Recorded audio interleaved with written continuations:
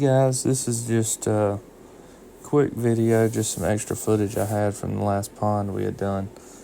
I'm just putting an orifice hole in this box. I had to cut a spot with the brick saw, which is kind of overkill for this. It's just a 2-inch pipe going in, but it's all I had, so I had to cut this hole with the saw and put that pipe in there and mud it up around it. I used probably a third of a bag of mud just because the hole was so big.